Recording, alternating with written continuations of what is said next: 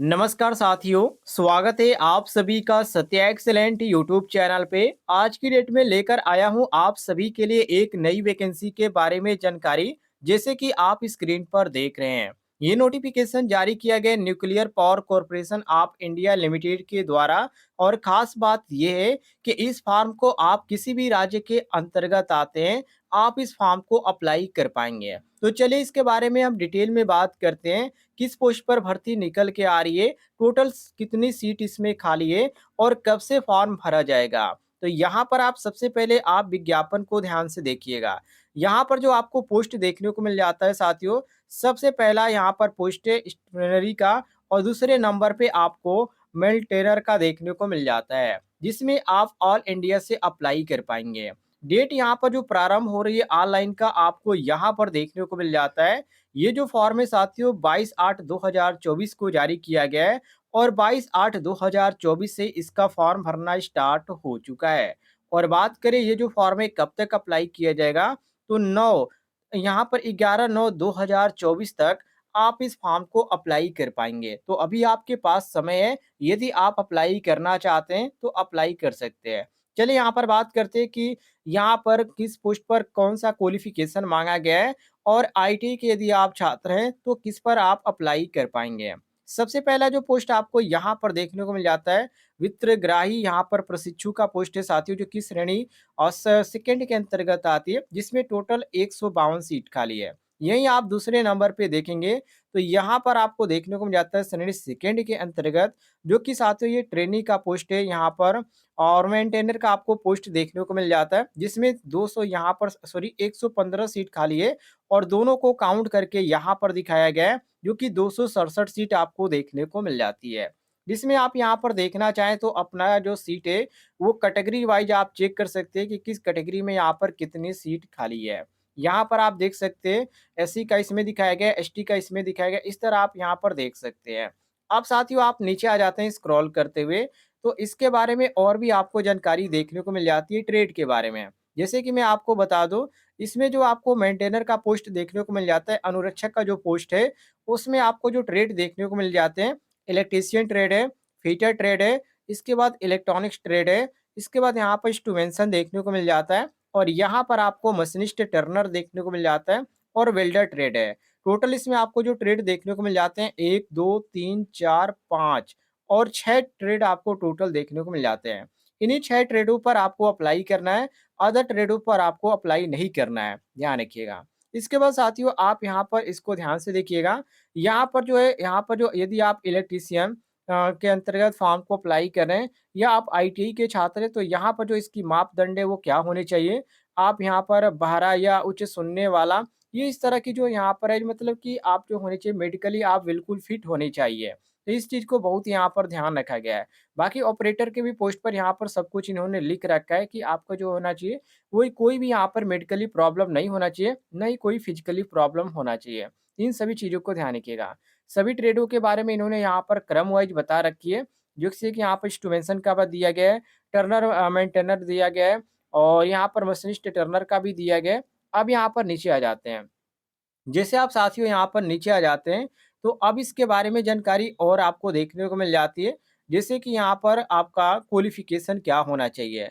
तो साथियों यहाँ पर क्वालिफ़िकेशन की यदि बात करें तो नोट में आप यहाँ पर ध्यान से पढ़िएगा।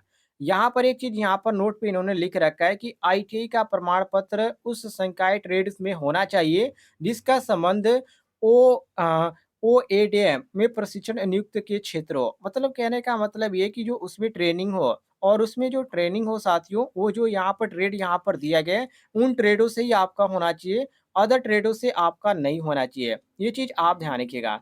बाकी क्वालिफ़िकेशन में इन्होंने यहाँ पर साफ तौर पे कह रखा है कि आप यदि 12वीं पास हैं, तो आप जो अप्लाई कर पाएँगे स्टेशनरी के पोस्ट पर अप्लाई कर पाएँगे, और यदि आप आईटीआई के छात्र हैं, तो दूसरा जो पोस्ट मैंने आपको बताया जो कि ट्रेनी का पोस्ट था, उस पर आप अप्लाई कर पाएँगे। ध्यान रखिएगा, जो कि मैंने आपको ट्रेड भी बताया अभी, ध्यान रखिएगा। अब साथियों आप नीचे आ जाइए, तो यहाँ पर जो हाइट माँगा गया, कितना माँगा गया है, तो आपकी जो हाइट होनी चाहिए साथियों, यदि आप ऑपरेटर के पोस्ट पर अप्लाई कर रहे हैं, तो आपका होना चाहिए 160, और यदि आप अनुरक्षक अर्थात मेंटेनर के पोस्ट पर अप्लाई कर रहे हैं, तो आपका भी हाइट होना चाहिए 160, ध्यान रखिएगा। और न्यूनतम भार दोनों में माँगा गया है 45.5 केजी होना चाहिए, इससे ज़्यादा आपका नहीं होना चाहिए, को भी ध्यान रखिएगा। अब यहाँ पर बात करते हैं साथियों, किस पोस्ट पर आपको कितना यहाँ पर पेमेंट दिया जाएगा। तो यदि आप साथियों ऑपरेटर के पोस्ट पर अप्लाई करते हैं, तो आपको 20,000 प्रति माह दिया जाएगा और यदि आप आईटीआई धारक हैं और फॉर्म को अप्लाई करते हैं, तो इसमें 22,000 प्रति महीना आपको सैलरी दी जाएगी। तो काफ़ी अच्छी सैलरी है, आप लोग अप्लाई ज़रूर कीजिएगा। जो कि यहाँ पर लेवल 3 के अंतर्गत आपको पेमेंट दिया जाएगा, ये ध्यान रखिएगा। अब यहाँ पर बात करते हैं साथियों, इसमें आपको जब नौकरी लग जाएगी, तो इसमें आपको क्या फ़ायदा मिलेगा?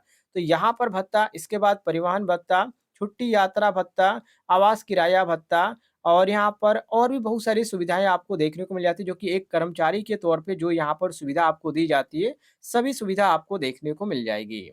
इसके बाद साथियों यहाँ पर बात करें उम्र की, कितने उम्र के लोग इस फॉर्म को अप्लाई कर पाएँगे? तो यहाँ पर आप ध्यान से देखिएगा।